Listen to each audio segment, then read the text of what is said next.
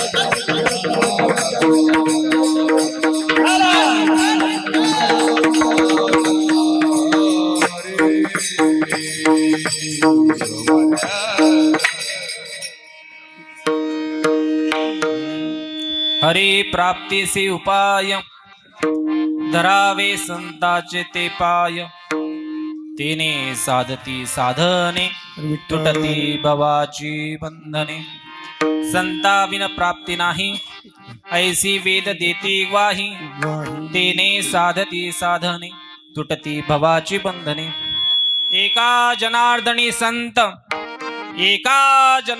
संत पूर्ण करती मनोरथ तेने साधती साधने तुटती भवाची बंधने विठ्ठल विठ्ठल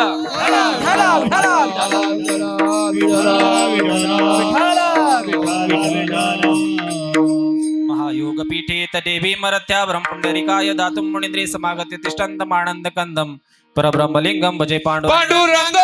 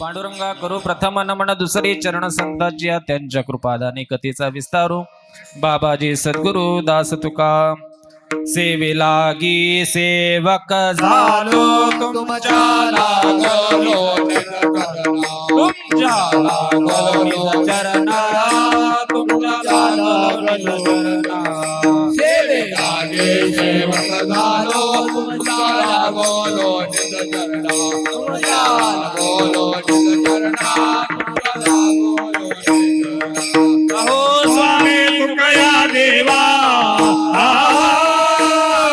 यावरी न करावा वेळ यावरी न करावा वेळ यावरी न करावा वेळ अहो स्वामी कृपया देवा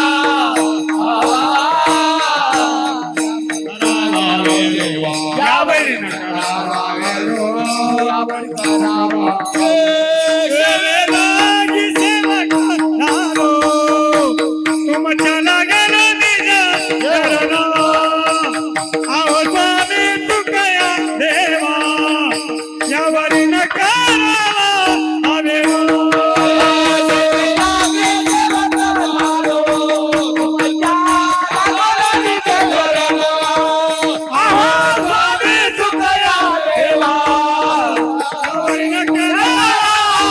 वेळ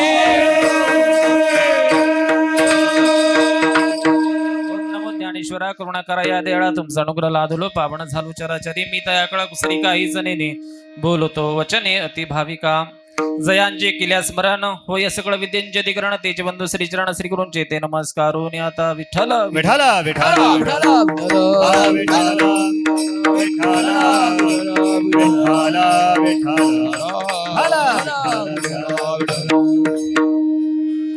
हरी प्राप्तीसी उपाय धरावे संताचे ते पाय तेने साधती साधन तुटती भवाची बंधने संता बिन प्राप्ती नाही संता बिन प्राप्ती नाही ऐसी वेद देती ग्वाही तेने साधती साधने तुटती भवाची बंधने एका जनार्दनी संत एका जनार्दनी संत पूर्ण करती मनोरथ तेने साधती साधने तुटती भवाची बंधने हे असं पहिलं म्हटलं असतं तर आम्हाला कळलं तरी असतं का महाराजांना चांगलं बोलता येत असं विठ्ठल विठ्ठल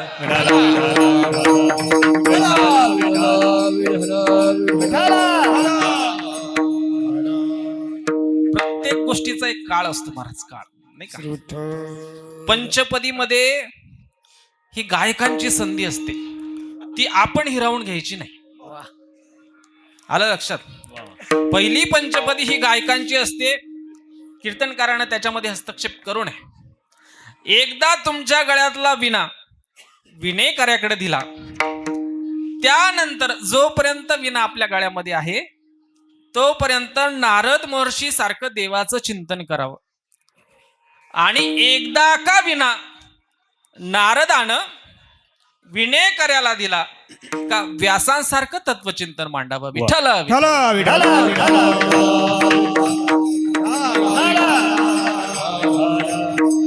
त्याला म्हणायचं खरं कीर्तन महाराज असो आपल्या या नाशिक सारख्या शहरामध्ये नाशिक यासारख्या उच्चतम प्रभू रामचंद्राच्या पदस्पर्शानं पावन झालेल्या भूमीमध्ये भगवान श्रीरामांनी जेव्हा अयोध्येवरनं नवे नवे या पंचवटीवरनं सीतेचा शोध घेत होते त्यावेळेस सेतुबंधनाच्या कार्य ज्यावेळेस आलं त्यावेळेस प्रभू शंकराला नागेंद्र हराय त्रिलोचनाय भस्मांगराय महेश्वराय नित्याय शुद्धाय दिगंबराय तस्मेन काराय नमो शिवाय त्यावेळेस त्यांना भगवान महादेवाची पूजा अर्चना केल्यानंतर लक्षपूर्वक ऐका भगवान महादेवाची पूजा अर्चना केल्यानंतर त्यांनी त्या कन्याकुमारीच्या देवस्थानावरती त्या समुद्राच्या किनाऱ्यावरती, सागराच्या किनाऱ्यावरती ज्या रामेश्वराची स्थापना केली ना, तेच रामेश्वर आमच्या निवृत्ती महाराजांनी तिथून इथपर्यंत आणलं महाराज. विठ्ठल विठ्ठल.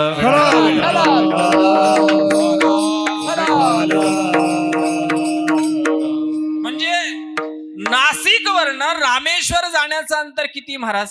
भरपूर आहे का नाही?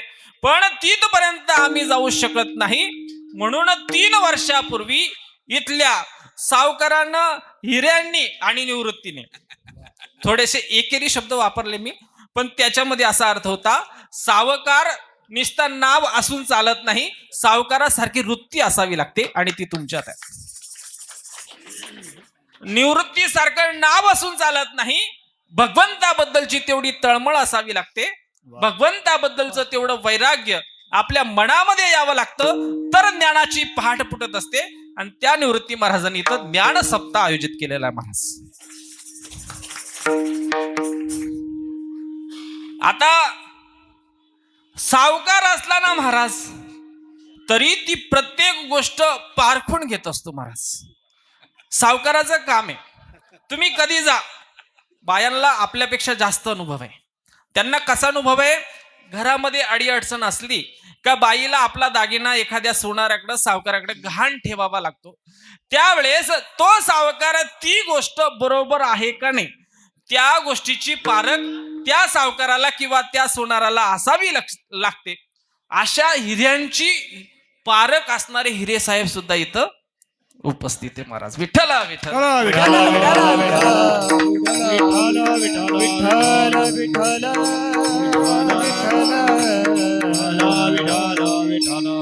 आणि हा सप्त्याचं वर्ष क्रमांक 3. आता या तिघांना पण खूप मोठे कसं आहे माहितीये का? गुरुर ब्रह्मा गुरुर विष्णू गुरुर देव महेश्वरा गुरुर साक्षात परब्रह्म तस्मै श्री गुरुवे नमः. 3 देवतांचं आपल्या या महान भागवत धर्मामध्ये पूजन केलं जातं, बरोबर नाही? म्हणून हे 3रं वर्ष अतिशय महत्वाचं आहे. त्यानंतर काल मी तर या ठिकाणी उपस्थित राहू शकलो नाही, पण आमच्या सन्मित्र म्हणा, भावासारखा भाऊ म्हणा, किंबहुना परमार्थ प्रेमी असं म्हणा, नाही का, आमचे हरिभक्त परायण रामनाथ महाराज सांगळे यांनी काल तुम्हाला नामाबद्दल चिंतन सांगितलेलं आहे. मी थोडस एक पाऊल पुढे जाऊन संतांचा महिमा आणि आपल्या जीवनामध्ये येणाऱ्या अडीअडचणींपासून आपण कसं दूर जावं या सर्व गोष्टी मी तुम्हाला सांगणार. विठ्ठल विठ्ठल.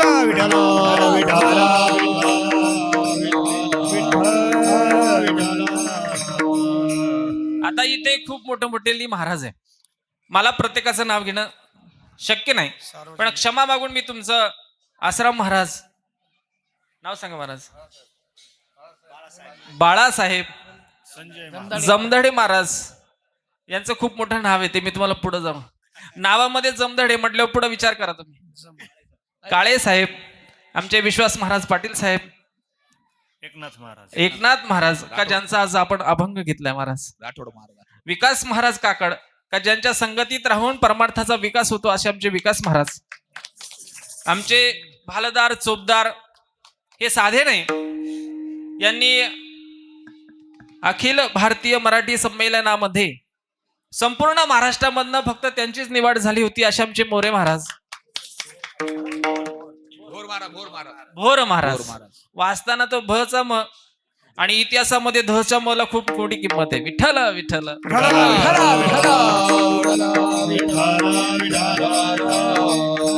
तुमचं नाव? तासकर तात्या. बाकी सर्व गुणीजन मंडळी, प्रत्येकाचं नाव घेत नाही. या ठिकाणी आमचं महिला मंडळ, आमच्या हरिभक्तपरायण देवरेताई यांचं खूप मोठं योगदान आहे. त्यांचं गायन तुम्ही पुढे ऐकणार आहे का? त्यांना एक माईक इकडनं द्या बरं तुम्ही. मी मगाशी सांगणार होतो तुम्हाला, नाही असं माझ्या कीर्तनात एका स्त्रीला, एका देवीला जर माईक दिला नाही तर मग कसं चालेल सांगा बरं. देवरेताईंना एक माईक द्या. त्याच्यानंतर आमच्या सोमवंशी ताई, थोरात मावशी, असे सर्वजण का जे सर्व ठिकाणी उपस्थित राहतात आणि सर्वात महत्वाचं म्हणजे तुम्ही श्रोतेजन. श्रोते मज होणी ज्ञाते भाग्य नाही या प्रते. विठ्ठला विठ्ठला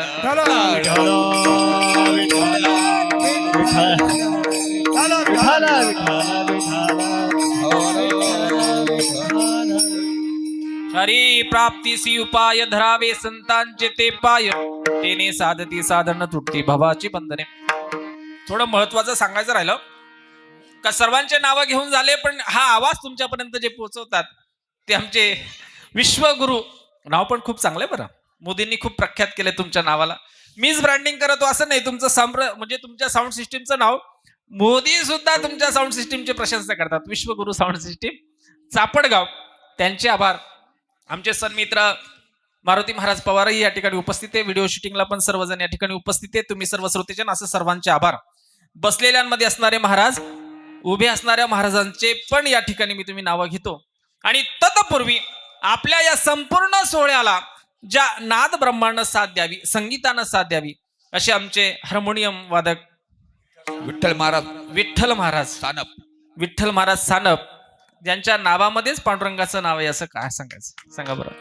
आणि आमचे हरिभक्त परायण स्वप्नील महाराज असे आमचे सर्वजन गुणीजन मंडळ.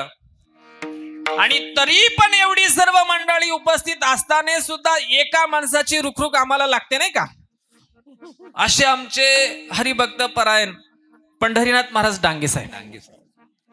काय होतं महाराज, ज्याच्या नावाचा हा सोहळा आहे तोच या ठिकाणी उपस्थित नाही, म्हणून त्याच्यापर्यंत आपला आवाज जाणं हे आपलं कर्तव्य आहे. आज ते उपस्थित नाहीये, नसू द्यात.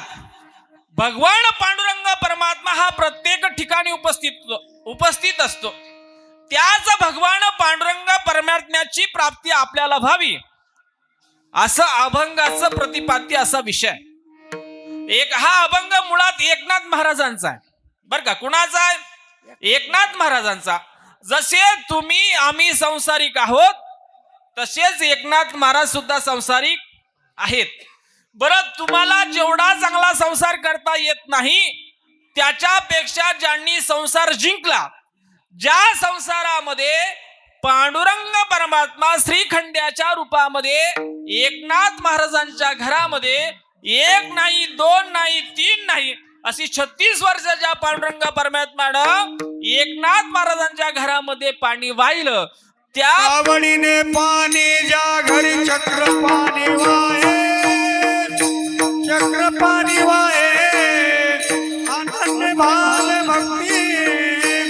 आनंद भक्ती भावेला वंदित से पाया.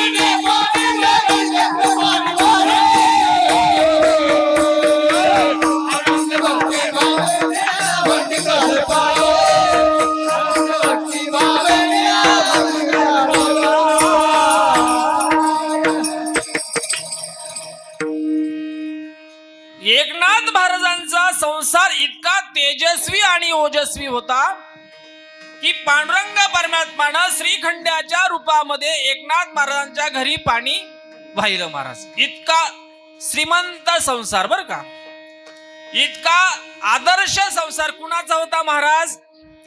एकनाथ महाराजांचा. एकनाथ नामसार वेद शास्त्राचे गुज, संसार दुःखनासी महामंत्राचे बीज.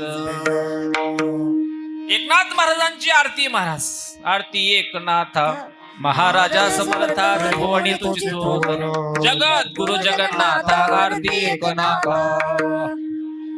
एवढं त्या एकनाथांनी या अभंगामध्ये आपल्याला भगवंताची प्राप्ती करून कशाने होते, कशामुळे होते आणि कशासाठी करायची असते, या सर्वांचं उत्तर या अभंगामध्ये एकनाथ महाराज देतात.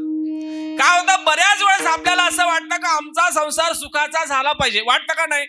तुम्ही संसारिक आहे, मी संसारिक आहे, ज्यांचा अभंग घेतला तेही संसारिक आहे, नवे नवे ज्या पांडुरंग परमात्म्याचं नाव आपण घेतो तेही संसारिक आहे. म्हणून लग्न आवश्यक असतं. विठ्ठल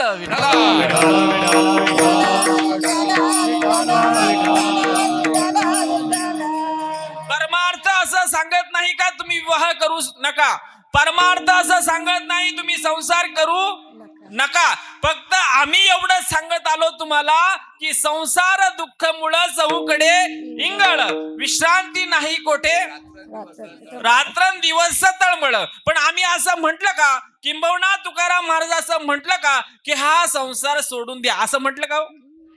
असं नाही म्हटलं. सोडायचं असेल तर काय काय सोडलं पाहिजे, त्याग करायचाच असेल तर कशाचा केला पाहिजे. चाणक्य असं म्हणतात, तेजत एकम कुलशार्थे ग्रामशार्थे कुलम तेजत ग्राम जनपदस्यार्थे आत्मार्थे पृथ्वी तेजत. माणसानं सर्वात प्रथम बर का, माणसानं सर्वात प्रथम आपल्या संसाराला व्हॅल्यू दिला पाहिजे. तुम्हाला परमार्थ करायचा आहे, परमार्थ करा, पण केव्हा? जेव्हा तुम्ही तुमचा संसार सुखाचा आणि आनंदाचा कराल त्यानंतर. रामदास स्वामी, काय झालं महाराज, प्रसंग असे आठवत आठवत चालतात आणि नंतर मग वेळ राहत नाही. बरं, आपल्याकडे आता 1 तासाचा अवधी शिल्लक आहे, तरी पण सांगतो.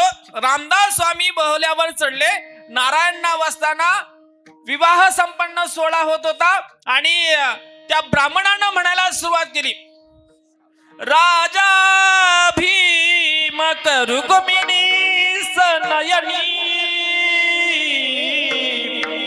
देखो चिंता करी, ही कन्या सगुणानुपवरा कवना सम्या देईजे आता एक विचार श्रीकृष्ण नवरा त्यासी समर तू म्हणे सदा मंगलम वधुरे शुभ शुभ लग्न. आता विवाह झाला ना, जेवढे आहेराचे पाकिट तुमच्याकडे असतील ते सारे पाकिट घ्यायचे आणि ह्या सप्त्याला द्यायचे. विठ्ठल विठ्ठल.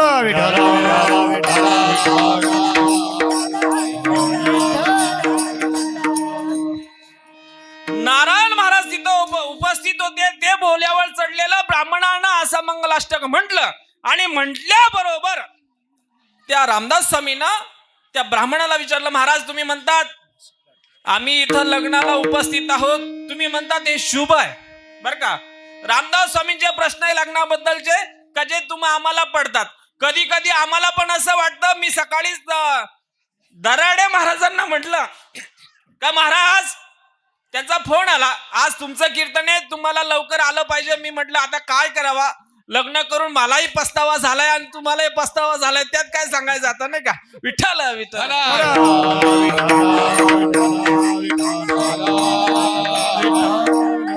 बरं, कार्यक्रम इतके वाढत चालले की नोकरीला दांडी मारता येत नाही, सुट्टी घेता येत नाही. मग महाराजांना सांगावं लागतं शनिवारचा कार्यक्रम घ्या. तुम्ही शनिवारचा घेतला, आम्ही वेळेत येऊ, तुम्ही काळजी करू नका. असं लग्न असतं महाराज, साधी सोपी गोष्ट नाही, सर्वांची जबाबदारी असते. पहिलं तर आता सध्या लग्नच जमत नाही का, तुमची संख्या कमी झाली, फक्त कीर्तनात जास्त दिसत्या तुम्ही. विठ्ठल विठ्ठल.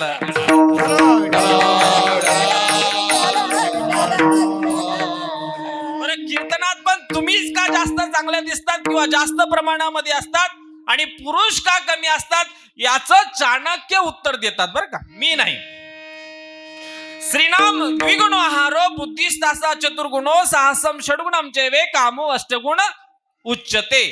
चाणक्य असं या श्लोकामध्ये म्हणतात की बाबा स्त्री ही कधी ऐश्वर्य संपन्न असते, तिनं आपल्याला कधी गरीब समजू नये. कोणत्याही घरामध्ये तुम्ही असलात तरी तुम्ही श्रीमंतच आहात. कशा आहात बघा. श्रीनाम द्विगुण आहारो, म्हणजे स्त्रीचा आहार हा पुरुषाच्या 2 पट अधिक असतो. म्हणजे जेवण हे पुरुषाच्या 2 पट अधिक असतं महाराज. तुम्ही म्हणणार महाराज माझी बायको दररोज 2-2 पोळ्या खाती, मी एकच खातो. तुम्ही म्हणतात ते बरोबर आहे, पण ती काही सुधरत नाही. सासरेचे आम्हालाच विचारतात आमची पोरगी बारीक का बरं झाली. त्याचं उत्तर दुसऱ्या याच्यामध्ये बरं का. श्रीनाम द्विगुण आहारो बुद्धिस्तासा चतुर्गुणा. चाणक्य असं म्हणतात का स्त्रीची बुद्धी ही पुरुषाच्या 4 पट अधिक असते. किती? 4 पट अधिक असते. एक पुरुष काय विचार करू शकतो त्याच्यापेक्षा स्त्री 4 पट अधिक विचार करते महाराज. विठ्ठल विठ्ठल.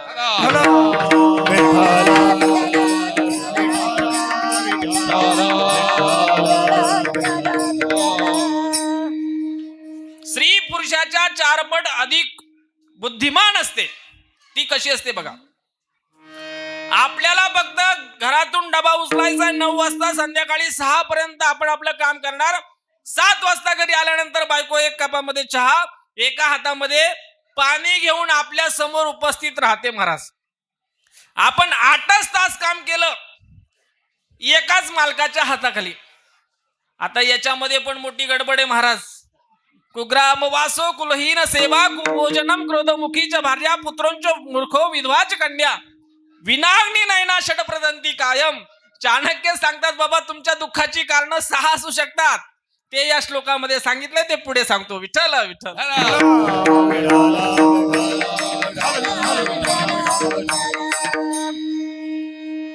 काही औषध हे सलाईन मध्ये टाकायचे असतात बर का, आणि काही इंजेक्शनने द्यायचे असतात. आता जे टाकलं ना ते सलाईन मध्ये टाकलंय, कारण सलाईन 2 तासाचं आहे. विठ्ठल विठ्ठल.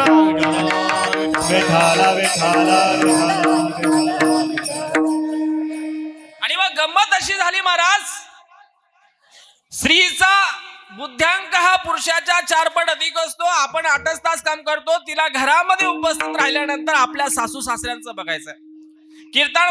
कीर्तनामध्ये सांगणं सोपं आहे. मातृदेव भव, पितृदेव भव, आचार्य देव भव, अतिथी देव भव. पण तुम्ही एका आदर्श स्त्रीच्या सहाय्याशिवाय, एका आदर्श स्त्रीच्या तुम्हाला हातभार लागल्याशिवाय तुम्ही तुमचा संसार सुखाचा करू शकत नाही. म्हणून स्त्रीची भूमिका महत्वाची असते. स्त्रीला कमी लेखायचं अजिबात मुळात कारण नाही. आपला जो काही हिंदू धर्म आहे, आपला भागवत धर्म आहे, आपला वैदिक संस्कृतीचा जो काही धर्म आहे, तो स्त्रीला हे मांगल्याचं प्रतीक मानतो, देवीचं प्रतीक मानतो. आणि त्या देवीच्या नवऱ्याची प्राप्ती आपल्याला व्हावी असं नाथ महाराजांचं म्हणणं आहे. आणि स्त्रीचा बुद्ध्यांक हा पुरुषाच्या 4 पट अधिक आहे. महाराज चरण नाही आला अजून, थांबा. चरणावर अजून यायला टाइम आहे. एवढ्या लवकर चरण घेतलं तर मग कसं व्हायचं महाराज. मग तुम्ही 8:30लाच पंक्ती धरणार. विठ्ठल विठ्ठल.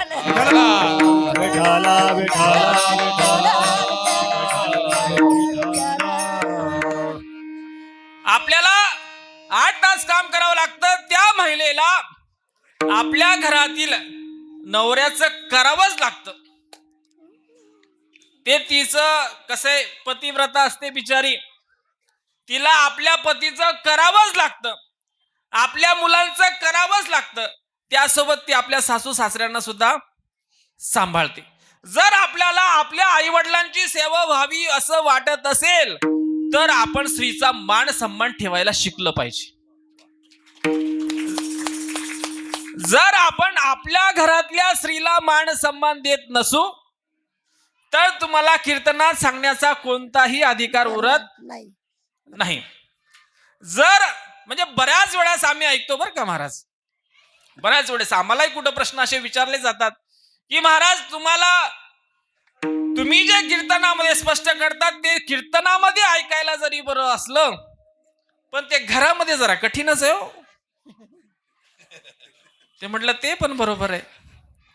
कारण कसं असतं, जर एका डब्यामध्ये लाडू भरले आणि एका डब्यामध्ये कुरडाया भरल्या.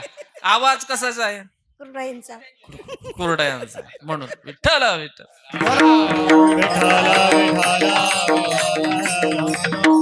विठ्ठल विठ्ठल.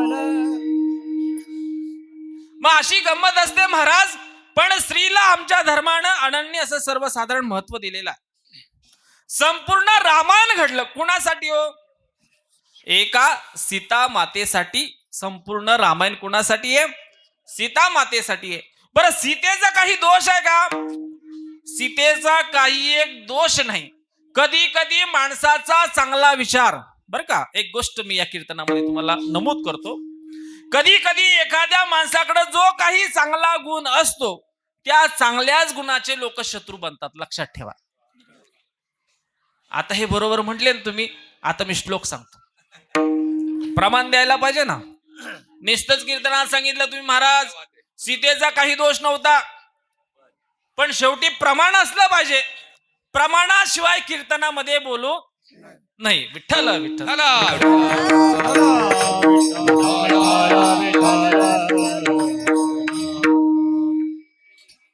मावळचं पाणी वर आहे त्याच्यामुळे जरा गडबड आहे. विठ्ठल विठ्ठल. सीतेचा काहीच दोष नव्हता हे जरी मान्य असलं महाराज, चाणक्य असं म्हणतात अति रूपेन वै सीता. महत्वाचं वाक्य आहे, व्यवस्थित ऐका. अति रूपेन वै सीता अति गर्वेण रावणा अति दानार्थ बलिर्बद्धो अति सर्वत्र वर्जयत. चाणक्य असं म्हणतात स्त्री आपल्या त्या सीता मातेचा कोणत्याही प्रकारचा दोष नव्हता. फक्त सीतेचा एकच दोष होता, ती म्हणजे ती त्या काळामध्ये सर्वात सुंदर स्त्री होती. बाकी तिचा काही दोष नव्हता. अति रूपेन वै सीता. एवढी सुंदर असताने सुद्धा ती पतिव्रता होती. काय होती? पतिव्रता होती. त्या लक्ष्मणानं एक लक्ष्मण रेषा आखून दिली होती आणि त्या लक्ष्मण रेषा आखल्यानंतर फक्त सीतेला सांगितलं होतं का काहीही झालं तरी सुद्धा ही लक्ष्मण रेषा तुम्ही ओलांडायची नाही. विठ्ठल विठ्ठल.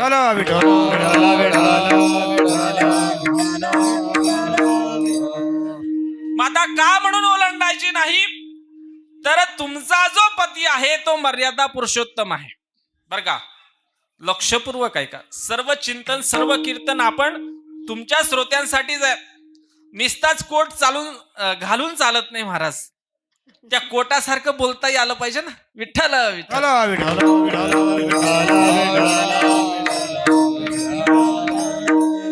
बरं, मी जिथं जिथं जातो तिथलं पुढल्या वर्षाच्या तारखा बुक करून येत असतो. म्हणजे असं कोणाला सोडत नाही. मावळला गेलो. मावळला एक परंपरा आहे. तिथे कीर्तनकाराची परीक्षा घेतली जाते. कशी घेतात माहितीये का? ते आम्हाला फोन करतात की महाराज तुम्हाला या तारखेला आमच्या सप्त्यामध्ये कीर्तनाचा कार्यक्रम दिलाय आणि त्या सप्ताहामध्ये तुम्हाला फक्त महादेव या विषयावरच बोलायचं आहे. महादेव सोडून दुसरं बोलायचं नाही. त्याच्या मागच्या वर्षी मला विषय दिला त्यांनी मल्हार. मल्हार म्हणजे खंडोबाच सांगा. खंडोबा सोडून तुम्ही दुसरं काही सांगायचं. मग खंडोबाच सांगितला पाहिजे. बाकी आम्ही ऐकणार. मल्हारीची वारी माझ्या मल्हारीची वारी, मल्हारीची वारी माझ्या मल्हारीची मल्हारीची वारी माझ्या मल्हारीची वारी,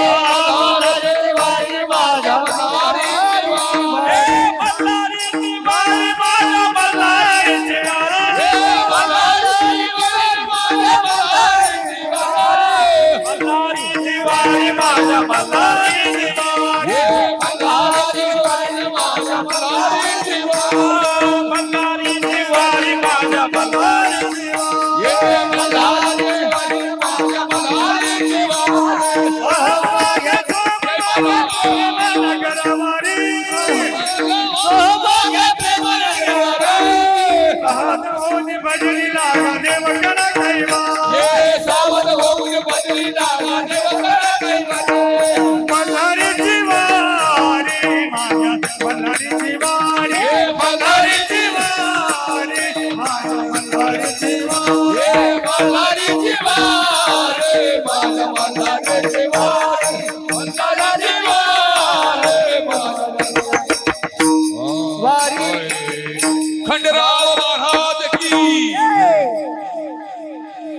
खंडेराव दैवत सुद्धा त्या महादेवाचाच अवतार आहे बरं.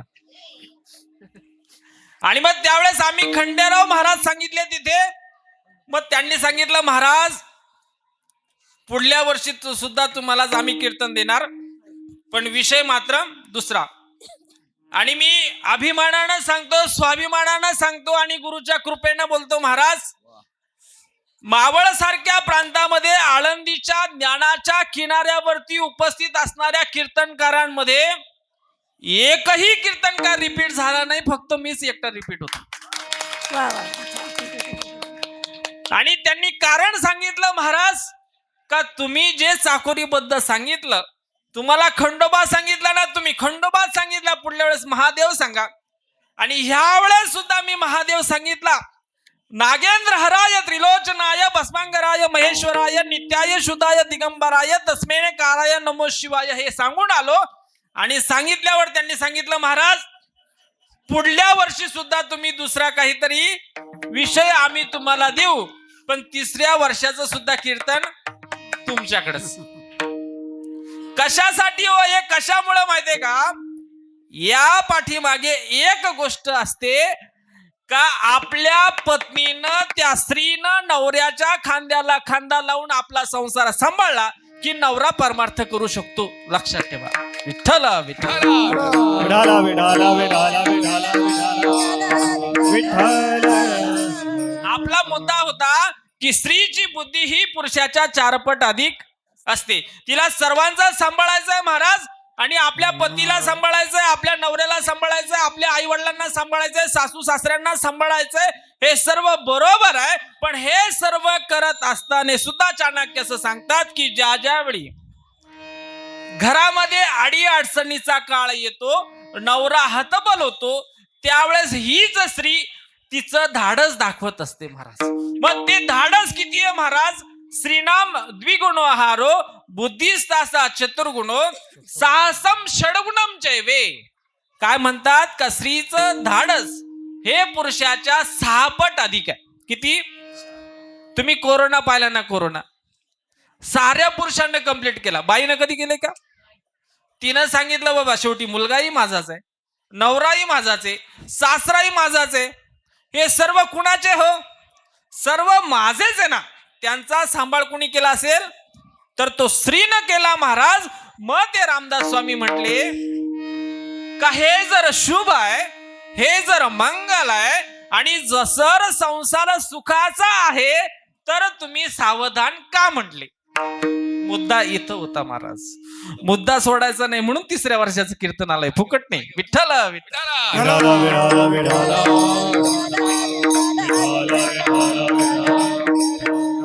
कारण मला माहितीये तुम्ही लग्नातनं आले आणि आता जागरणामध्ये गुंतले होते, म्हणून तुम्हाला परत लग्नात आणलं. मग त्या रामदास स्वामींना त्या ब्राह्मणाला प्रश्न केला, महाराज तुम्ही असं म्हणतात हे शुभ आहे, हे मंगल आहे, तरी सुद्धा सावधान का? एक छोटस कारण त्या ब्राह्मणानं त्यांना सांगितलं, महाराज आमच्या वेदांताने 4 पुरुषार्थ सांगितले, धर्म अर्थ काम आणि मोक्ष. विठ्ठल विठ्ठल.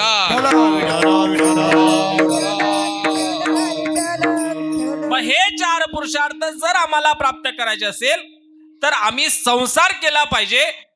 धर्म प्राप्त करणं खूप अवघड आहे महाराज, तो सहजासहजी आपल्याला प्राप्त होऊ शकत नाही. पण आजचं कीर्तन हे धर्मपर नसल्यामुळे मी तुम्हाला त्याच्यावरती खोलवर विषयामध्ये नेणार नाही. धर्म अर्थ म्हणजे पैसा कमवला पाहिजे. जर पैसा कमवला तर आपण आपला संसार सुखाचा, समाधानाचा, लौकिकाचा करू शकतो, अन्यथा करू शकत नाही. कारण का माहितीये का? एक तर माणसाने लग्न करूच नये, मी ह्या मताचा आहे. एक तर माणसानं लग्नच करू नये, पण जर लग्न केलं तर मग मात्र आपला संसार आदर्शच केला पाहिजे, हे लक्षात ठेवा. का माहित आहे का? मी तुम्हाला श्लोकांसहित प्रमाणासहित सांगणारा महाराज आहे. मी असा तसा बोलत नाही. आपण विवाह झाला, लग्न झालं म्हणजे आपल्याला अपत्य होणार आहे. होणार आहे की नाही? होणार आहे. चाणक्य एका ठिकाणी असं म्हटले माता शत्रु पिता वैरी येन बालो न पाठिता न शोभते सभामध्ये हंस मध्ये बकोतथा. चाणक्यानं सांगितलं बाबा असे आई वडील आपल्या मुलाचे शत्रू आहेत. असे म्हणजे कोणते? माता शत्रू, ती आई सुद्धा शत्रू आहे, ते वडील सुद्धा शत्रू आहे का जे आपल्या मुलांना शिक्षण देऊ शकत नाही, असे आई वडील त्या मुलांचे शत्रू आहे. म्हणजे जर आपण विवाह करताना हे लक्षात ठेवलं पाहिजे का आपल्याला जे अपत्य होणार आहे त्याच्या संस्कारांची, त्यांच्यावरती होणाऱ्या विचारांची, त्यांच्या शिक्षणाची संपूर्ण जबाबदारी कोणाची असते? आई वडिलांची असते. जर आपण ती जबाबदारी आज व्यवस्थित पाळली तर ते म्हातारपणात आपल्याला पाळतील, नाही तर ते आपल्याला पाळणार. तुम्ही म्हणणार महाराज तुम्ही लईच पाळणार असं म्हटले हो. काय आहे त्याचं कारण पण असं आहे, तुम्ही सुशिक्षितांच्या गाडीमध्ये बघा, कुत्र्याला पाळलं जातं पण आई वडिलांना पाळत नाही, अशी परिस्थिती आहे. म्हणून शब्द थोडासा वाईट वाटला तरी तो खरा आहे. आणि नाशिक सारख्या शहरामध्ये वृद्धाश्रमांची संख्या दिवसेंदिवस वाढती. फक्त त्याच्यात आपल्याला कोणी नेणार नाही ना याची काळजी आपण घ्या म्हणजे झालं. विठ्ठल विठ्ठल.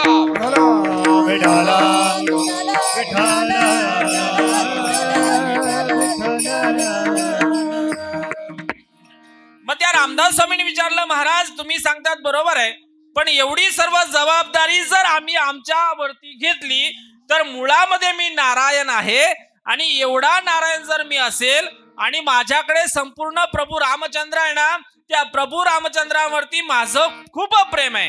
कारण ते प्रभू रामचंद्र निलांबुज श्याम लंकोमलांगम सीता समारोपित वाम भागम मानो सायकम चारु चापम नमामि रामम रघुवंशनाथम, असे आमचे प्रभू रामचंद्र.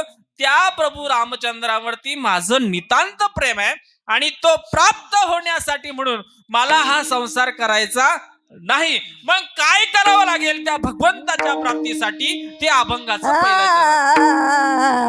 हरि प्राप्तीसी उपाय, हरि प्राप्तीसी उपाय,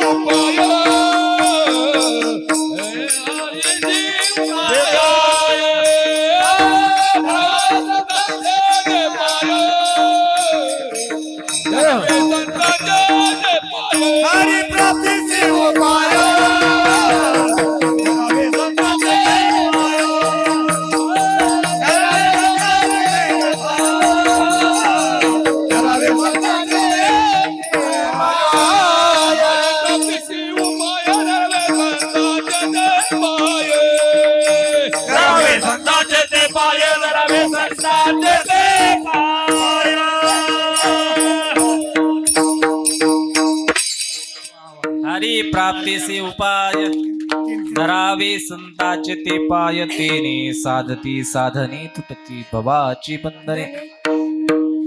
नाथ महाराज असं सांगतात की बाबा त्या रामदास स्वामींना प्रश्न असा पडला होता की मला भगवंताची प्राप्ती कशी होऊ शकते. बरं, भगवंत प्राप्त हा प्रत्येकालाच झाला पाहिजे. त्याच्यावरती उपाय म्हणून हा अभंगाचं पहिलं चरण आहे. पण उपाय मागणाऱ्याला अगोदर हे माहिती असावं लागतं का आपल्याला काहीतरी आजार आहे. जोपर्यंत आपल्याला हे कळत नाही का आपल्याला आजार आहे, तुम्ही म्हणणार महाराज तुम्ही असं का बोलताय हो, त्याचं काही कारण आहे का? त्याचं कारण आहे. काय कारण आहे? तुम्ही इथं सर्वजण बसलेत नाही का, हे सर्व हा पखवाज आहे. पखवाज आल्यापासून तुम्ही बघा, ज्या वेळी मी असं विठ्ठल विठ्ठल विठ्ठल विठ्ठल असं म्हटलं का हा निर्जीव पखवाज चांबड्याच्या दोन्ही तोंडांनी विठ्ठल विठ्ठल विठ्ठल विठ्ठल असं म्हणतोय का नाही म्हणतोय. हे मृदुंगाचार्य त्यांच्या पखवाजामधनं विठ्ठलाचं नाव घेतात. हार्मोनियम वादक स्वरांच्या यानं विठ्ठल विठ्ठल म्हणतात. हा टाळ विठ्ठल विठ्ठल म्हणतो, आमचा विना विठ्ठल विठ्ठल म्हणतो. पण आम्ही म्हणतो का महाराज? मान्य आहे तुम्हाला? म्हणजे तुम्ही म्हणत नाही असं विठ्ठल विठ्ठल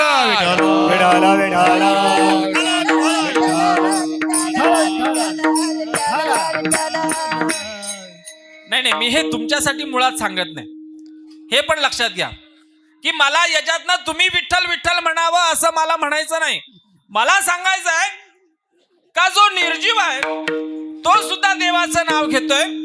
जे टाळ आहेत ते सुद्धा देवाचं नाव घेतात. त्यांना सुद्धा असं वाटतं की आम्हाला भगवंताची प्राप्ती व्हावी. आलं लक्षात? ते भारी एक अभंग आहे. संत द्वारी कुत्रा झाला नाही का. म्हणजे जर मला कुत्रा बनवायचा असेल तर संताच्या दारातला कुत्रा मला संत समागमे एखादे परे व्हावे त्याच्या द्वारे शान याते, व्हावे त्याच्या द्वारे शान याते. समागमे एखादे परी व्हावे त्याचे द्वारे शान याते, व्हावे त्याचे द्वारे शान याते. मला श्वान करा, पण ते भगवंताच्या द्वारावरती करा. हा मृदुंग विठ्ठल विठ्ठल म्हणतोय, टाळ विठ्ठल विठ्ठल म्हणतात. त्यांना सुद्धा असं वाटतं का भगवंताची प्राप्ती व्हावी. मग आम्हाला का वाटत नाही? आता तुमच्या ह्या कॉलनीमध्ये कितीतरी लोक राहता का नाही? तरी सुद्धा या कीर्तनाला एवढीच लोक का हो? मला सांगा, या कॉलनीमध्ये ह्या परिसरामध्ये अनेक लोक राहतात की नाही? राहतात. मग तुम्हीच का बरं कीर्तनाला आले आणि तुमच्या घरातले असू सुद्धा आले नाही? मी घरातलेच सांगतो, बाहेरचे पण नाही का, ज्यांना माहित नाही ते पण नाही. एका घरात ना एक व्यक्ती आली, बाकीचे घरी राहिले का? कारण त्या भगवंताला मान्य नाही का त्यांनी कीर्तनात यावं. त्या भगवंताने तुम्हाला बुद्धी दिली म्हणून तुम्ही कीर्तनात आलात बर का महाराज. भगवंताची इच्छा असावी लागते का माझा भक्त मला माझ्याकडे आला पाहिजे. बघा आता याचं तुमचं संसारातलं उदाहरण सांगतो. लहान बाळ आहे ना, लहान बाळ, तुम्ही त्याला मांडीवरती घेऊन बसलात, त्यानं तुमच्याकडे पाहून हसावं असं त्या बाळाला वाटतं का तुम्हाला वाटतं? तुम्हाला वाटतं. तुमच्या कीर्तनातला इथलाच प्रसंग सांगतो, लांबचं सांगतच नाही. तुमच्या मांडीवर असणाऱ्या बाळाला तुम्ही 4 वेळेस हसतात बोलतात का? तुमच्या मनाला असं वाटतंय का त्या बाळानं माझ्याकडे बघून हसावं. अगदी तसंच भगवंताला सुद्धा वाटत असतं. पण जोपर्यंत भगवंत त्या बाळाला बुद्धी देत नाही हसण्याची, तोपर्यंत तुम्ही किती प्रयत्न केला तरी ते हसणार नाही. अगदी तसंच भगवंत जोपर्यंत इथल्या परिसरातल्या लोकांना ही बुद्धी देत नाही का तुम्ही कीर्तनाला जाऊन बसा, तोपर्यंत ते कीर्तनात येणार नाही. ते भले 30 ला बसतील पण कीर्तनात बसणार विठ्ठल विठ्ठल.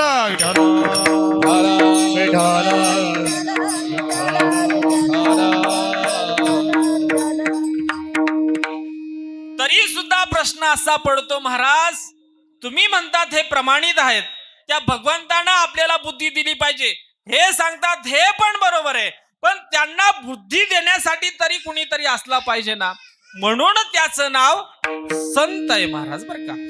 त्यांना बुद्धी देणारे जर कोण आहे तर ते संत आहे महाराज. काय झालं, त्या आळंदीच्या पावन क्षेत्रामध्ये रुक्मिणी पंत आणि विठ्ठल पंत नाही का, रुक्मिणी माता आणि विठ्ठल पंतांचा जो संसार होता, गणेश भट्टानं, आता कथेला तेवढा वेळ नाही म्हणून थोडक्यात जास्त प्रसंग मी वाढवणार नाही, विठ्ठल पंतांचा तो संसार त्या गणेश भट्टानं आळंदीत एवढं न्याय दिला की तुम्ही संन्यासानंतर गृहस्थाश्रम घेतल्यामुळे तुम्हाला या जगामध्ये राहण्याचा अधिकार नाही.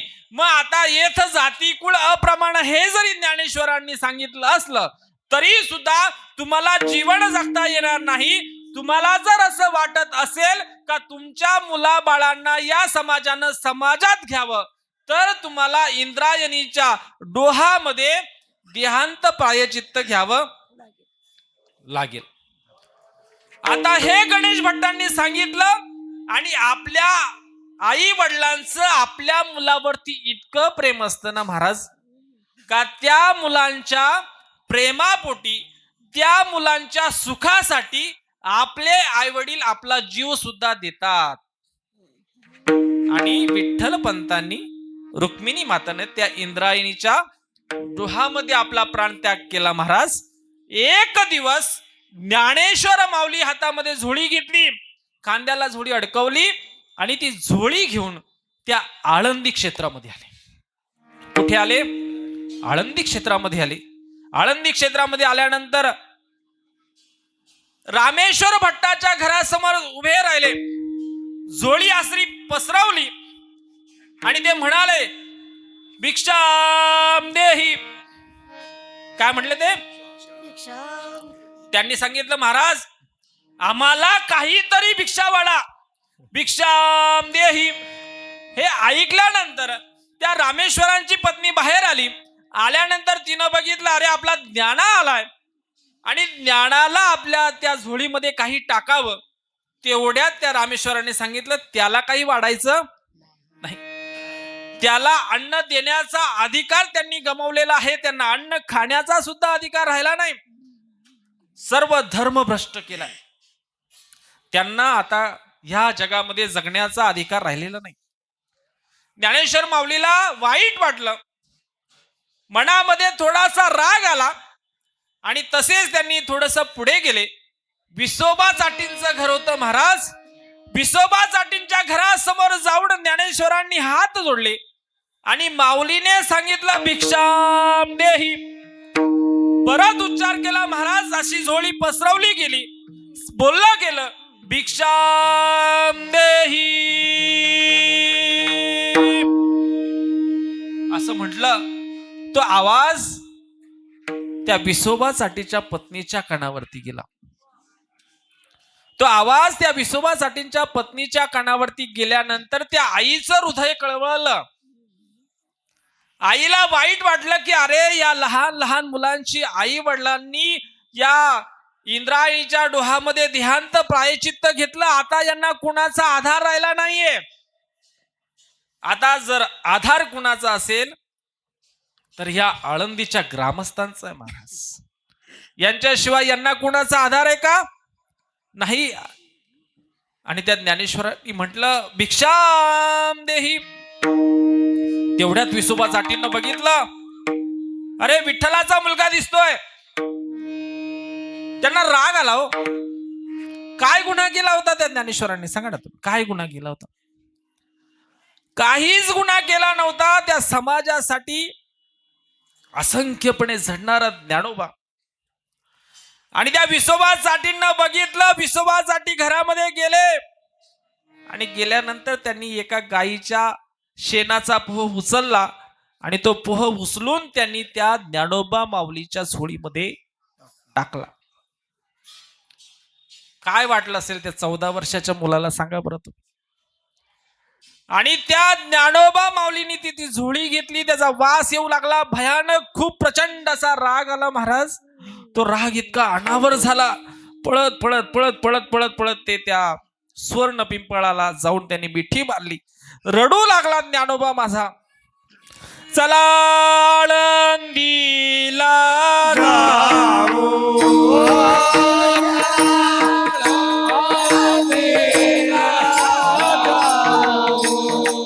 चला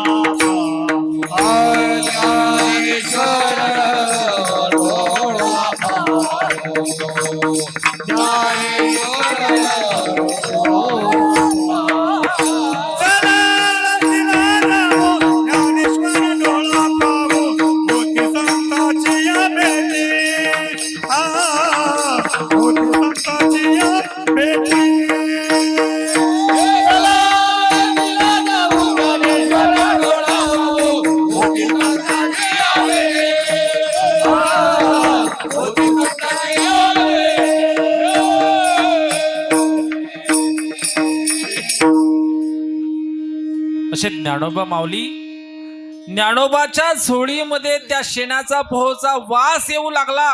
ज्ञानोबा रडत रडत प्रचंड राग आला त्यांना आणि त्या रागामध्ये त्यांनी त्या सुवर्ण पिंपळाला मिठी मारली. रडू लागले.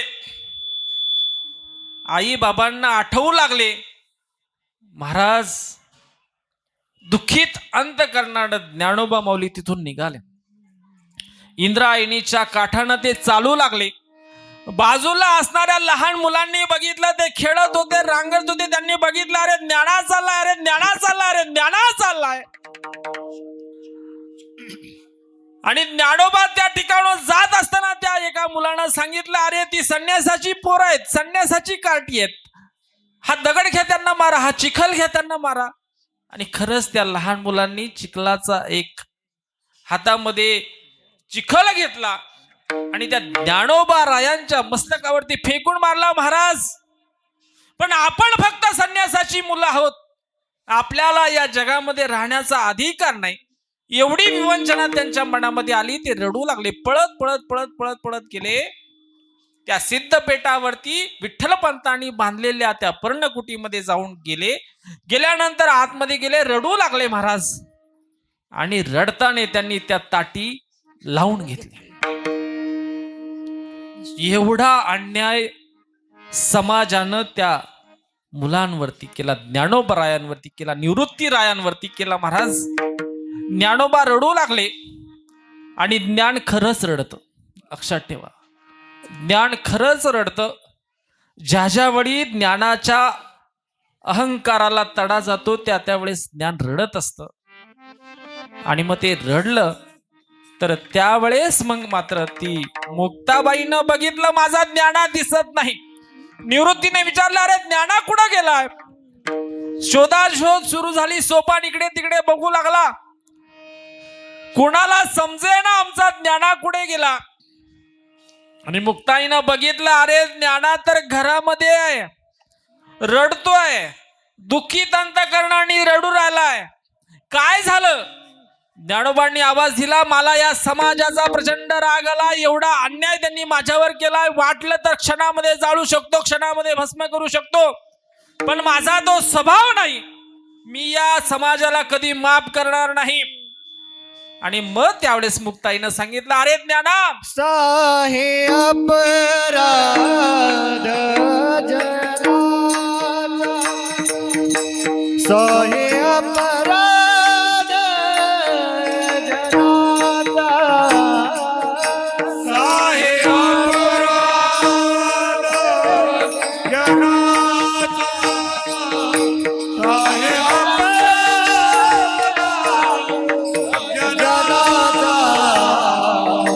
योगी पावन मनाचा, योगी पावन मनाचा, योगी पावन मनाचा.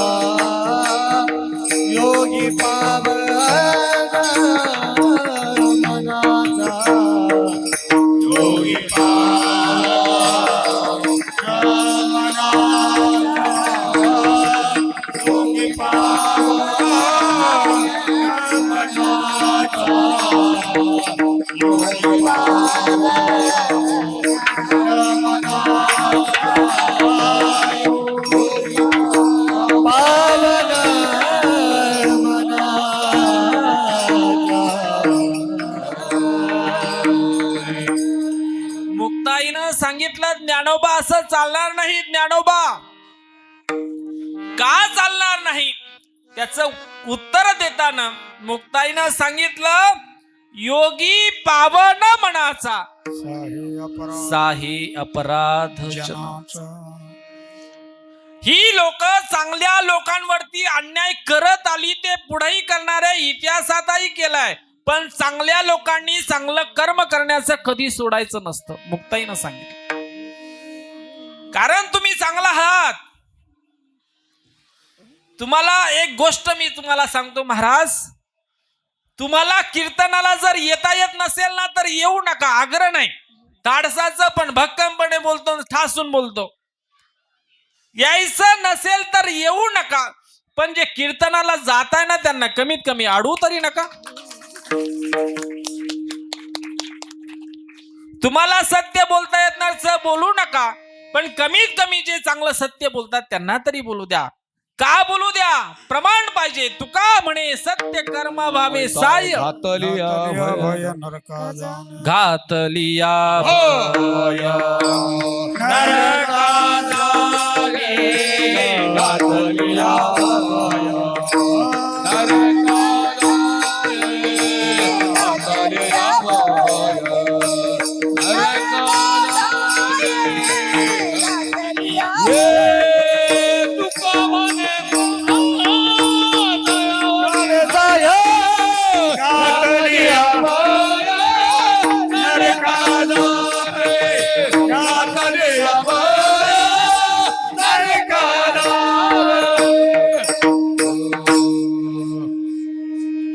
तुका म्हणे सत्य कर्मावा बेसाय घातलिया भय नरका जाणे. ज्ञानोबा आहे ना मुक्ताईनं सांगितलं, हा समाज हा चांगल्या माणसावरती अन्याय करतच असतो. आणि जर समाजानं अन्याय केला नाही तर त्याचं तो चांगला आहे हे सिद्ध होऊ शकत नाही. म्हणून चांगल्या माणसाला त्रास होत असतो, लक्षात ठेवा. ईश्वरागे झाले वने. ईश्वरागे झाले वने. ईश्वरागे झाले वाले. ईश्वरागे झाले वाले. सुखे वाले पाणी. सुखे वाले पाणी. योगी पावन मनाचा. योगी पावन मनाचा.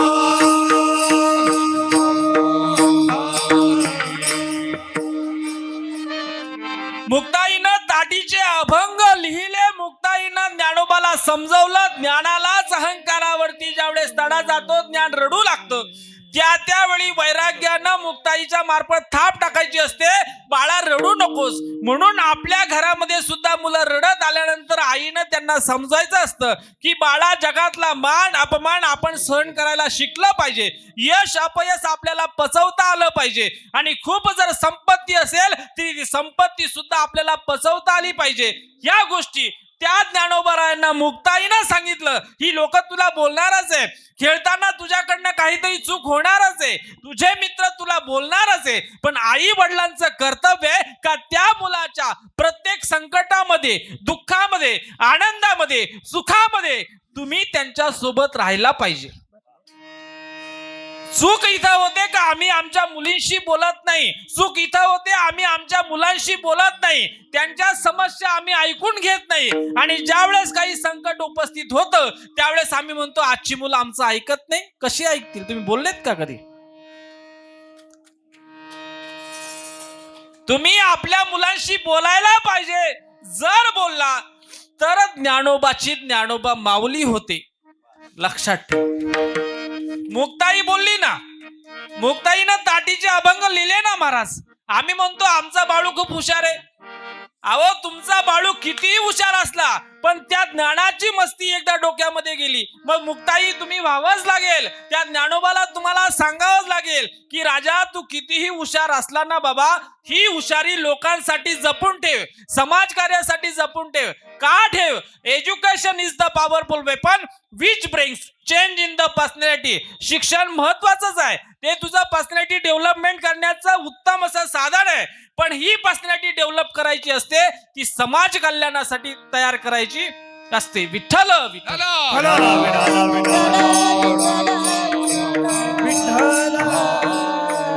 ज्ञानोबा रायांना मुक्ताईनं सांगितलं, योगी पावन मनाचा साहे अपराध जनाचा. मग त्या ज्ञानोबरायांनी काय केलं महाराज, हे मुक्ताईचं सर्व ऐकून घेतलं आणि ऐकल्यानंतर जी गीता भगवंतानं कुरुक्षेत्रावरती सांगितली, तीच गीतेचा भावार्थ दीपिका नावाचा एक ग्रंथ का ज्याला आपण ज्ञानेश्वरी म्हणतो, ती ज्ञानेश्वरी कुणी लिहिली महाराज?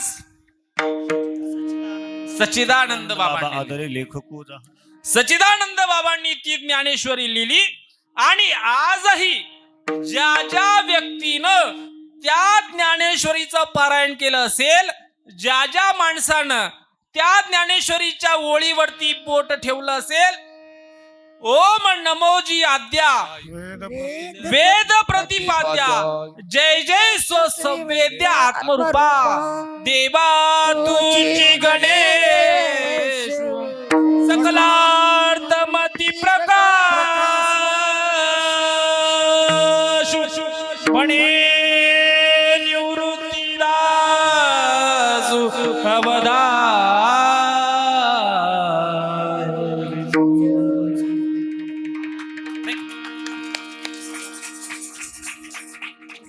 आणि मग त्या ज्ञानोबारायांनी ही ज्ञानेश्वरी लिहिली आणि त्या ज्ञानेश्वरीवरती ज्यांनी ज्यांनी बोट ठेवलं, ज्यांनी ज्यांनी ज्ञानेश्वरीचं पारायण केलं, ज्यांनी ज्यांनी ज्ञानोबारायांना शरण गेले, त्या प्रत्येकाला त्या हरीची प्राप्ती झाली महाराज.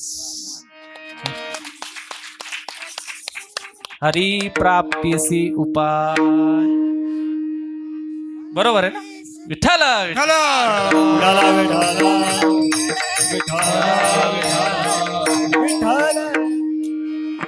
मग आपण त्या ज्ञानोबारायांनी सांगितलेल्या शब्दाला जर एवढं व्हॅल्यू दिलं, त्या ज्ञानोबारायांनी सांगितलेल्या हरिपाठाला जर आपण आपल्या जीवनामध्ये आचरणामध्ये आणलं, हरिमुखे म्हणा हरिमुखे म्हणा पुण्याची गणना करी.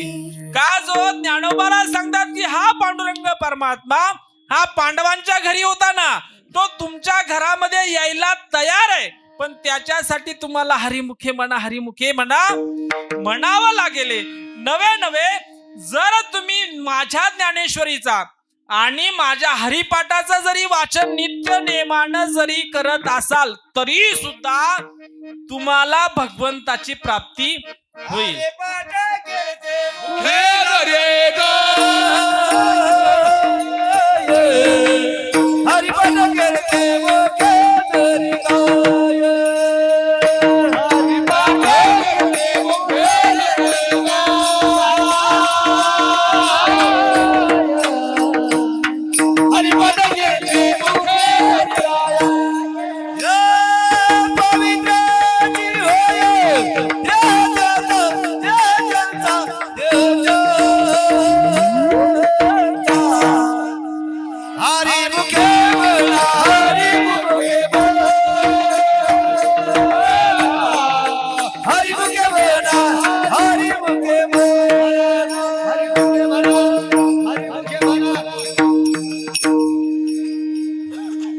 आपण अजून कुठे हरी प्राप्तीवरच आहे नाव,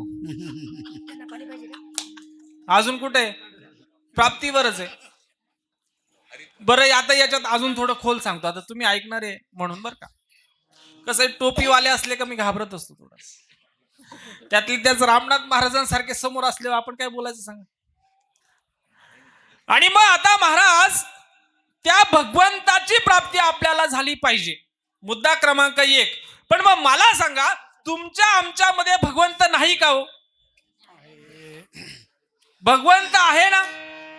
असा कोण आहे इथं का ज्याच्यामध्ये भगवंत नाही? त्यांनी हात वर करा, सांगा बरं. मी म्हटलं भगवंत नाही, नाही हृदयामध्ये मी रामू असता देवाय देवाय. आता आहे ना, फक्त 10 मिनिटं राहिले, 10 पण नाही राहिले. त्यांनी हार पुढे आणले म्हणजे आपण थांबायची वेळ झाली. नाही काही तर कमीत कमी विठोबा रखमाई घ्या असं त्यांना म्हणायचंय. नंतर तुम्ही पुढे काय बोलायचं ते बोला. विठ्ठल विठ्ठल. विठाला. आणि आपण अजून हरीवरच आहे. हरी सांगितलाच नाही. मी फक्त संत सांगितले ते पण थोडक्यामध्ये सांगितलंय महाराज. आता पुढे बघा, जीवनामध्ये जीवन जगत असताना माणसाला काहीतरी लक्ष असलं पाहिजे बरं का महाराज. या प्राप्ती विषयाचा आशय मी तुम्हाला सांगतो. प्राप्ती म्हणजे फक्त भगवंताची प्राप्ती नव्हे.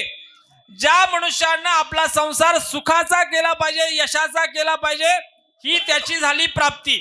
विद्यार्थी दशेमध्ये असताना विद्यार्थ्यांना अभ्यास केला पाहिजे आणि अभ्यास करून यश संपादन केलं पाहिजे, त्याला भगवंताची प्राप्ती होते.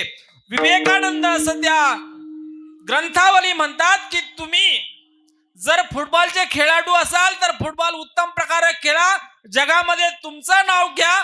जर तुमच्या नावानं तुमच्या आई वडिलांचं नाव रोशन होणार आहे आणि लोक ज्यावेळेस तुमच्या आई वडिलांचं नाव घेतील त्यावेळेस तुम्हाला भगवंताची प्राप्ती झाली असं समजायचं. भगवंताची प्राप्ती म्हणजे भगवंत समोर येऊन आपल्याला दर्शन देईल असं नाही. जे जे भेटेल भूत ते ते मानिजे भगवंत. हा भक्ती योग निश्चित जाण माझा. जाण माझा पहिल्यापासून आपली परंपरा आहे. कुणाला जर चुकून जरी पाय लागला तरी आपण त्याला म्हणतो नमस्कार, धन्यवाद, रामकृष्ण हरी. आता मुलं आपल्या आई वडिलांना लाथा मारतात पण पाया पडत नाही, ही परिस्थिती आहे. म्हणून आता इथून पुढे घरी गेल्यानंतर आपल्या मुलांशी संवाद साधा तर आपल्याला भगवंताची प्राप्ती होईल. कीर्तन म्हणजे हे कीर्तन म्हणजे फक्त भगवंता सांगायचा का, परमार्थ सांगायचा का, तर तसं नाही. कीर्तन परंपरा ही कशासाठी निर्माण झाली तर आपल्याला संसारामध्ये जे काही सुख दुःख असतात त्या सुख दुःखांवरती आपण कसा विजय मिळवला पाहिजे हे सर्व कीर्तनाच्या माध्यमातून ज्ञानेश्वर माऊली सांगत असतात. आसोनी संसारी आता कुणी प्रमाण द्यायचे नाही. विठोबा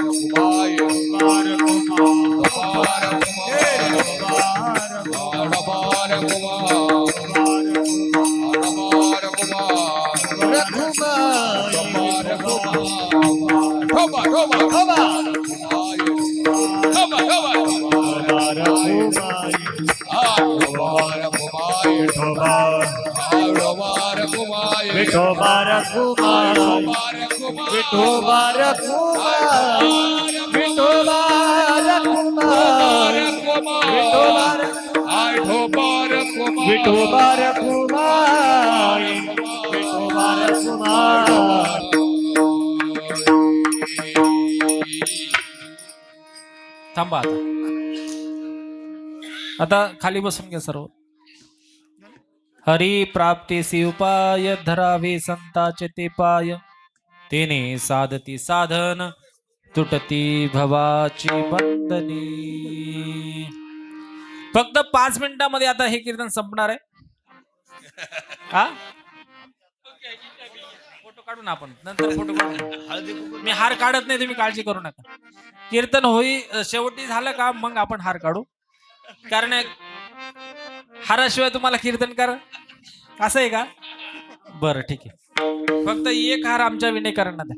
जे ते पाय तेने साधती साधन तुटती भवाची बंधन. आपण फक्त हरीची प्राप्ती कशी होईल, भगवंतानं आपल्याला जे काही प्रमाणित करून दिलं गीतेमध्ये, त्याच्या अनुषंगानं आपण भगवंताची प्राप्ती होण्यासाठी संतांना शरण गेलं पाहिजे. जो मज होय अनन्य शरण त्याचे निवारी मी जन्म मरण शरणांगता शरण्य मीची कुते. त्यांना म्हणताय चांगलं झालं, मस्त बोलता बरं महाराज, मस्त बोलताय, काही काळजी करू नका, पुढल्या वर्षी देऊन टाकू बडे. विठ्ठल विठ्ठल.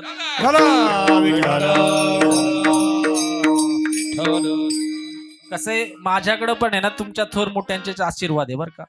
मी तसं काही बोलत नसतो, मला काही जास्त येत नाही. आम्हाला आवडलं म्हणून म्हणतो आम्ही असं. हा नाही मान्य ना, तुम्हाला आवडलं ना. आम्ही तुम्ही जे बोलताय ते उत्तमच बोलताय, तुम्ही चुकीचं बोलत असं नाही, पण ते त्यांना कळलं पाहिजे ना. मार्केटिंग म्हणता हो याला. विठ्ठल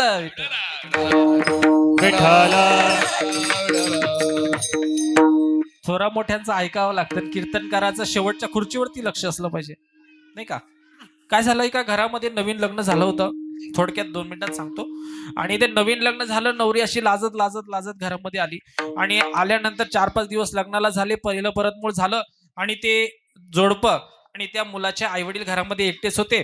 आणि ते 4 जण घरामध्ये असताना त्या वडिलांनी सांगितलं की आता तुझं लग्न झालंय, तर आजचा जो काही स्वयंपाक आहे, तो स्वयंपाक आपल्या घरामध्ये नवीन आलेल्या सुनेनं करायला पाहिजे. काय केलं पाहिजे? आता एवढा मोठा 10 लाख रुपये खर्च केला आपण, हा एवढं मोठं लग्न केलं. मुळात विषय पण लग्नापासूनच सुरू झाला आपलाच. आता एवढं मोठं लग्न केलं आणि एवढ्या मोठ्या लग्नाला एवढा मोठा खर्च केला, तर कमीत कमी एवढा खर्च करून जिला घरामध्ये आणलंय तिचा स्वयंपाक तरी आम्ही एक दिवस खाल्ला पाहिजे. म्हणून त्या सुनेनं काय सांगितलं, त्या सुनेला सांगितलं, महाराज आज तुम्ही काय करा, स्वयंपाक करा. आता मुलगी शिकलेली, MBA झालेली, खूप मोठी सुशिक्षित अशी ती मुलगी. आणि त्या मुलीनं विचार केला की मी लहानपणापासून शिक्षणामध्येच माझं मस्तक होतं, शिक्षण घेता घेता माझं संपूर्ण आयुष्य गेलं, मला तर काही स्वयंपाक येत नाही, आता काय करावं, स्वयंपाक कसा करावा. पण ती तज्ञ होती, MBA झाला ना, शिक्षण आहे ना. शेवटी माणसाकडं काही नसलं तरी चालेल, पण शिक्षण असलं पाहिजे बर का. कोकिलाना स्वरूपम, मला ती सवय आहे जो.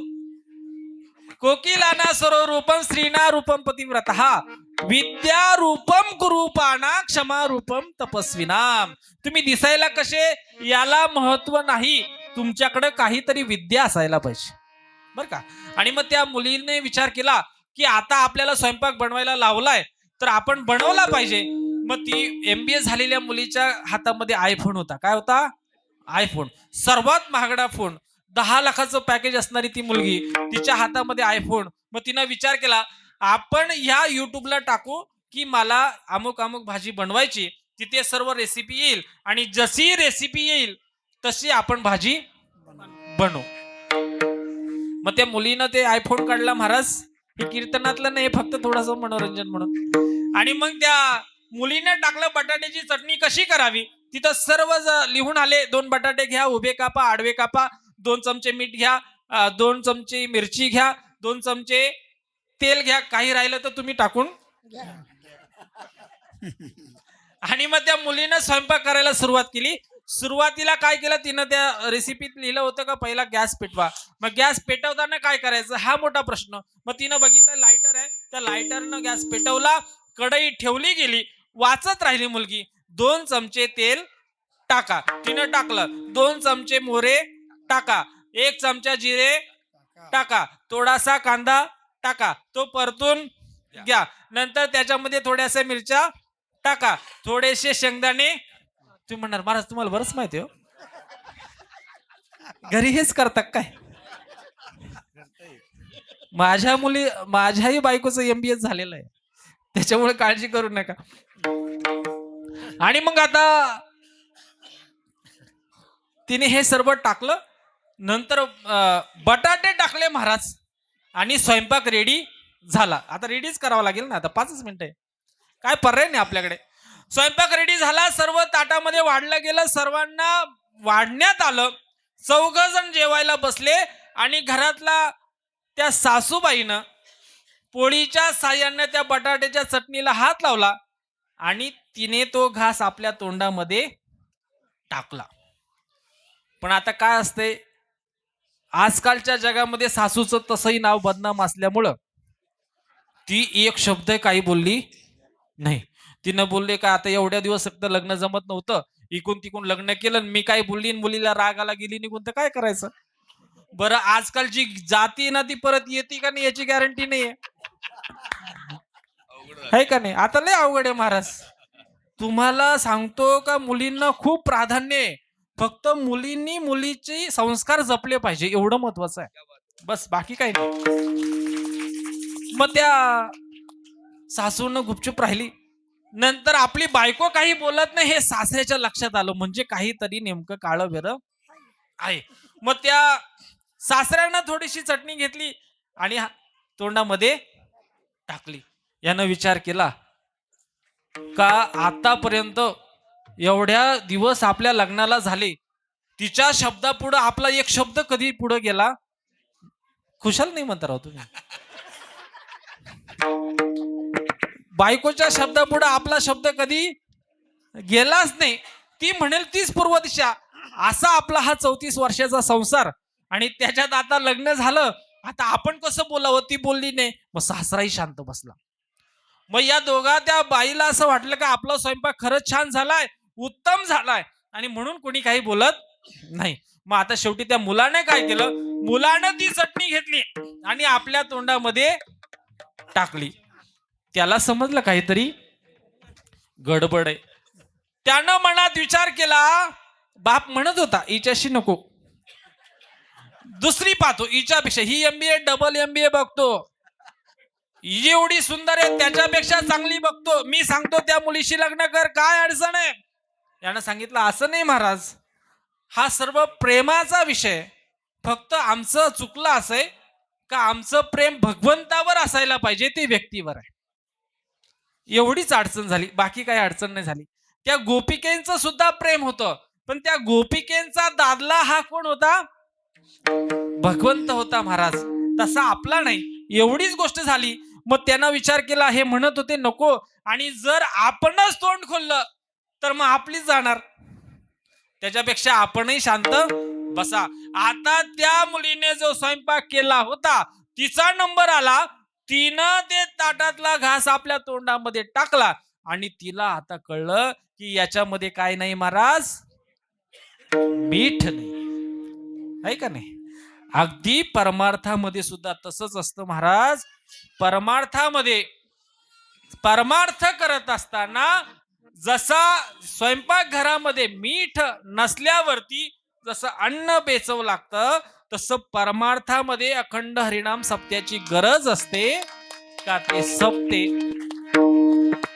अखंड हरिनाम सप्ताह हा मिठाचं काम करतो. परमार्थिक अनेक लोक असतात, पण हे मीठ वाढण्याचं काम कोण करतं, अखंड हरिनाम सप्ताह करतो का हे मीठ परमार्थ प्रेमीच्या ताटामध्ये जातं आणि परमार्थाच्या प्रेमीला परमार्थाचा गोडवा लागावा म्हणून हा अखंड हरिनाम सप्ताह असतो. ज्ञानेश्वर माऊली ज्ञानराज माऊली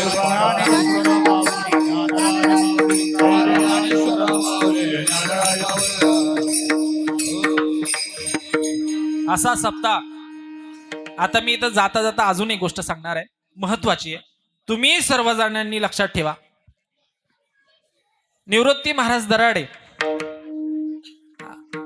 सावकार महाराज नाही का, हिरे महाराज, इकडे तिकडे होईल ऍडजस्ट करून घ्यायचं, सवय आहे तुम्हाला ती, एवढं काय मनावर घ्यायचं नाही.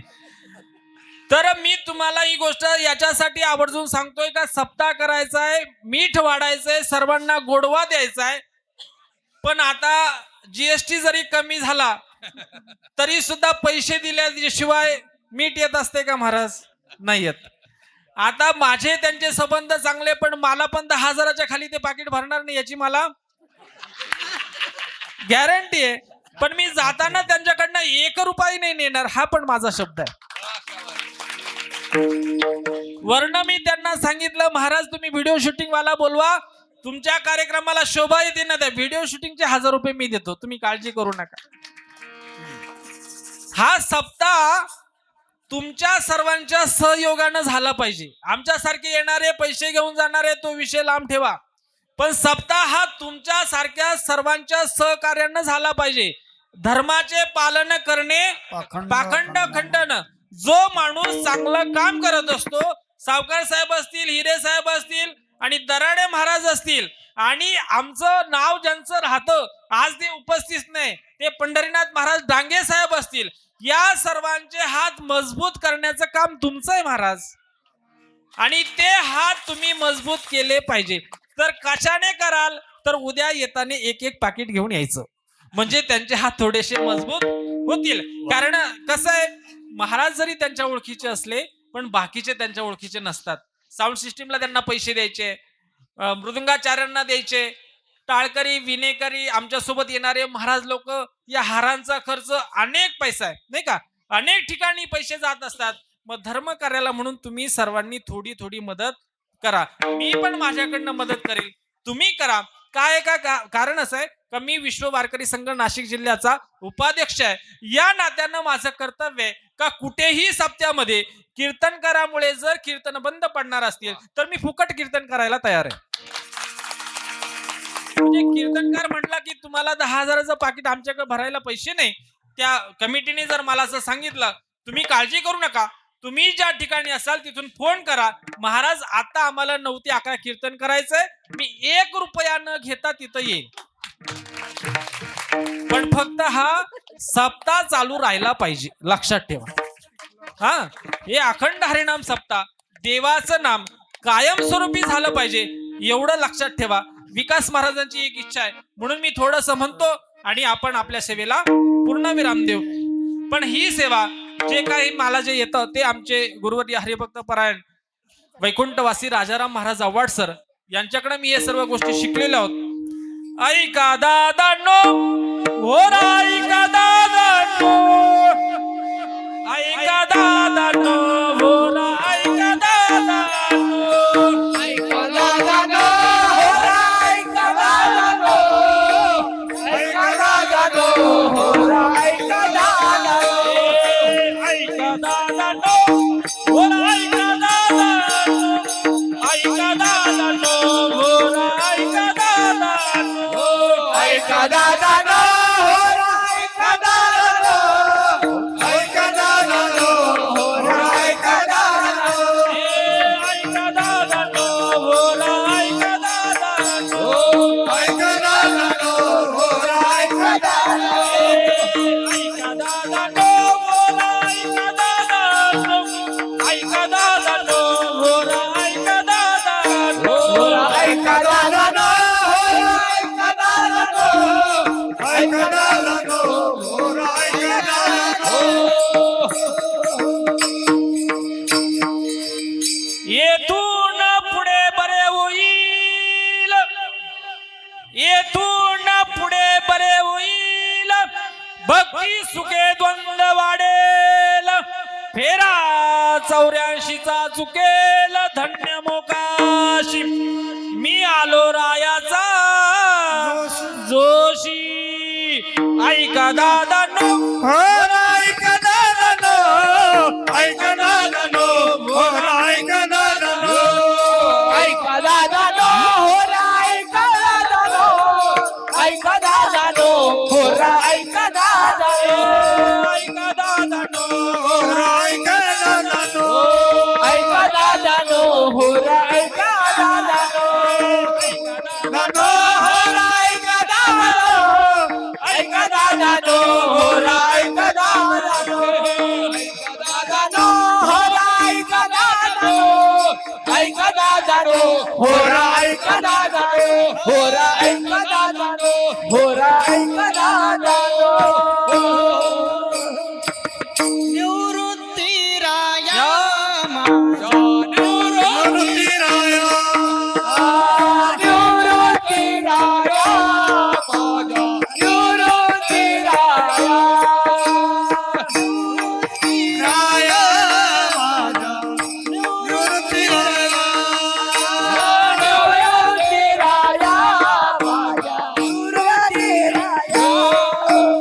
ज्ञानेश्वर माऊली ज्ञानराज माऊली तुकाराम ज्ञानेश्वर माऊली